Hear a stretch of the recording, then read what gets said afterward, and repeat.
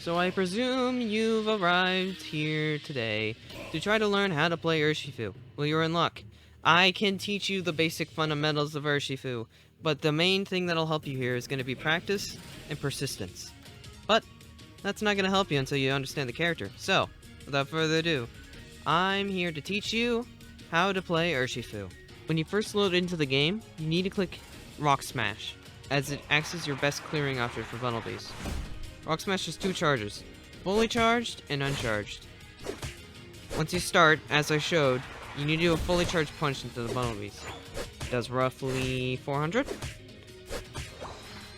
Now just for demonstration, uncharged has a bunch of different hitboxes, but the main one you use for burst only does like 200-ish. 269 there, but it'll differ slightly for each level up. It has a 6-second cooldown no matter what type of punch you do, whether uncharged or fully charged. It'll always be 6 seconds. For the first bunnies, you will mostly be using fully charged punches, as it'll make it easier.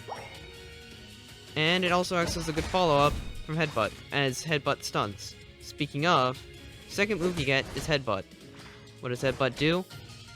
Well, I just showed you, but I'll show it again. Headbutt acts as a stun. It's not a great stun, but it's a stun that you can use to burst down Bunnelbees, which is important early game.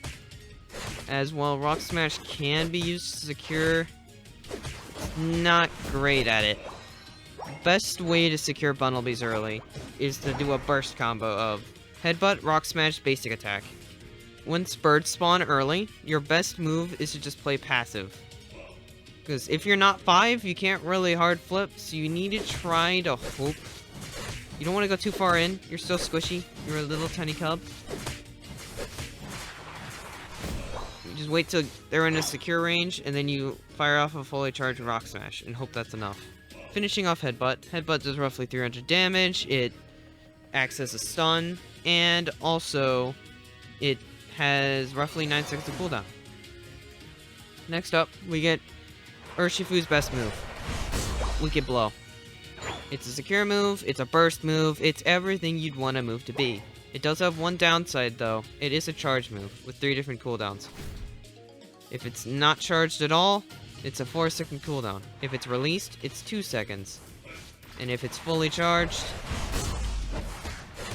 you get a nice 7-second cooldown.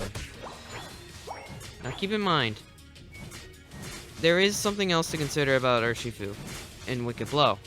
When you're charging, you get a 30% damage reduction, but you also move slower. Pay attention to the ulterior damage. Right now I'm taking 98 from one strike. Now I take 67. It's pretty crucial that you use it right in defensive situations, but mainly Wicked Blow is used for offense.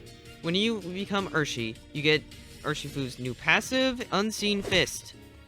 It allows you to hit enemies through shields. Well, I can't exactly show that here because none of them have shields. It is important to consider how it works. Basically, it does 70% damage to any enemy shield and it does 30% to enemy HP, meaning Rayquaza's shields are no more. Well, you can still hit them, but you don't break the shield, you just make sure they can't score. It also works through Score Shield. Basic autos now give you, specifically Basic Auto 3, gives you a 10% shield. It could be handy in a pinch. Moving on, Throat Chop. Urshifu's second move. It acts as a stun for 0.7 seconds, 9-second cooldown. Overall, his best engage tool can follow up into Throat Chop. It's not guaranteed, because they can move before it's thrown. But it's a nice combo if they're not ready to react, or if there's too many things going on screen. Once you hit level 9, you get the true move from Urshifu. You get its Unite, Ebon Fist. It allows you to throw your opponent in 5 directions, and I guess substitute dolls, because they are opponents. You can throw them left, right, up, or down. But the best direction to throw your opponent in, and I would pretty much recommend doing this like 90% of the time, if you're holding no direction when you unleash your ult attack, you will send them directly up, allowing you to get a perfect Wicked Blow. They cannot block it as they will still be in stun. It is a crucial combo to know, and if you don't know it, then you're not really in the best spot. Once you ult, you also get slight boost in your HP, you get a slight boost in cooldown reduction, and you get a minor speed boost as well. The truly vicious part about Urshi ult is that you can do something like this.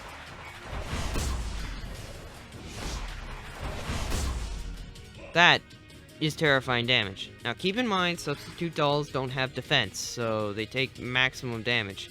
However, with Amp, you will destroy almost anything with that combo, as there's nothing they can do about it. For level 11 on Wicked Blow, you get 60% damage reduction. As for instance, let's use you as an example.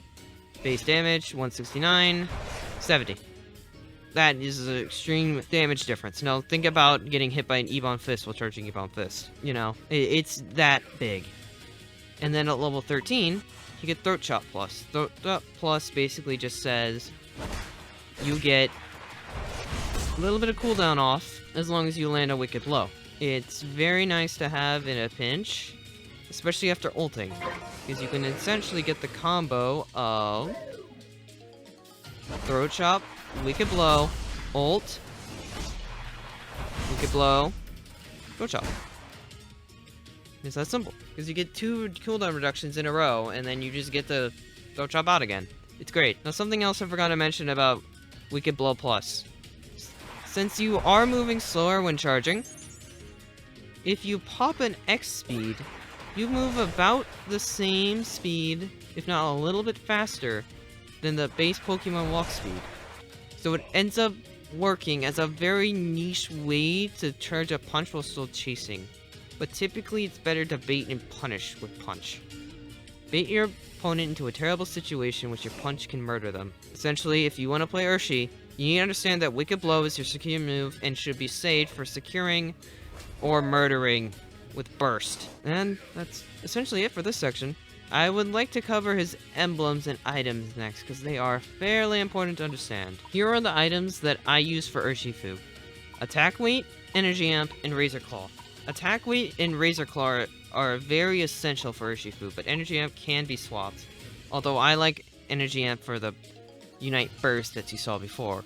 Weight is essential because if you're laning, you need those stacks to make sure your Wicked Blow has the biggest secure range possible. Razor Claw is used to keep pressure going once you Throat Chop. Especially since after Wicked Blow, you will have enough time to follow up with a basic, and the Razor Claw will increase damage. If you're learning Urshifu for the first time, I would recommend Focus Band over Energy Amp for the simple reason that Energy Amp gives you more defense and you can play more risky early, since early is Urshi's worst part. So all things considered, just use Attack Weight and Razor Claw for sure, and then you can be flexible with Amp. Try what fits your playstyle, but for me, it's Amp. Now let's go into his emblems. In terms of Urshifu emblems, I would recommend the bulky attacker set, essentially requiring 6 whites and 4 orange. Whites give you bulk, you get orange for attack, and the Nidoqueen and Nidoking / Gyarados and Poliwrath are just a little extra addition, mainly there because the stat boosts are still nice.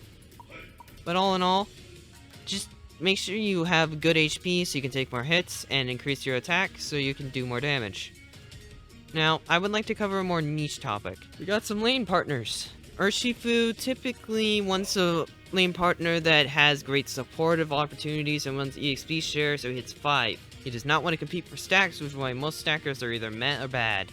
The exception's Mamo, because Mamo is great early game regardless if he's stacking or not. So, great tier, we have mons like Snorlax, Mime, LD, and Hoopa. All of them are pretty oppressive early game. Most don't try to compete with you over stacks, they run XP share, and they can secure most of your farm while you're getting theirs for stacks. Good tier are still good early game. Some of them need to evolve, which makes it a little harder, but overall, these mons can still do pretty well at holding your base defensively and keeping your stuff safe while you're going off to stack. Meta tiers are kind of okay. This is our first instance of good stackers, as they can still hold lanes, but most of them need to evolve or can start competing stacks, and you want all the XP you can get by yourself, so you don't want people to compete for stacks. Bad tier are mons that are squish, stack, but don't have much offensive use, or kind of just are squish and don't hold much lane presence. Mons that are squish and don't hold much lane presence are essentially Charmander, Delphox, Glace. And then we have the don't tier, which is junglers that shouldn't be in the lane. Because Urshifu can't really do much with them, he won't be able to do much without them. It's basically being solo lane, which is never great. Finally, I would like to go over his matchups. We get Talonflame, Hoopa, Pika, Dura, Glaceon, and Zorg as his easiest wins in a 1v1 scenario, simply because his Throat Chop cancels Zorg, Glaceon, and the Rat all together. Because he can engage. Though these mons are typically burst, but he has a way to stop their burst and punch them to death. Slight Winds are mons that he can beat, but will require a little bit of finessing. If you have ult, and they do, you will typically win the fight in a 1v1, but in no ult, it could go either way. Even is matchups that can go either way no matter what. It's just up to skill between the players. Slight losses are when you start getting stalled out, CC spammed, or they just kind of outright oppress you. Mons like Tyranitar and Snorlax can completely oppress you because they do too much damage for you to handle while your burst can't kill them. Then hard losses are mons that can heal themselves while you're fighting. If you don't have an ult, you can never challenge these mons. And if you do have an ult, you still can't challenge these mons well. Essentially, Slowbro scalds you, heals off all your damage, and you can't do much back because you're scalded. Scizor heals with Bullet Punch. Azu heals with Aqua Tail. Buzzwole heals with Leech Life. Mime tethers you when you can't do anything. And Vina Petal heals off of it.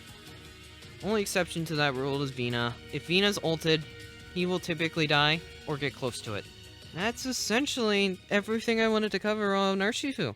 So, if you have any questions, feel free to leave them in the comments below. If you want to, subscribe, that's always an option. But, if you don't, I'd recommend watching the Urshifu montage. I mean, it'll show you some cool things Urshifu can do.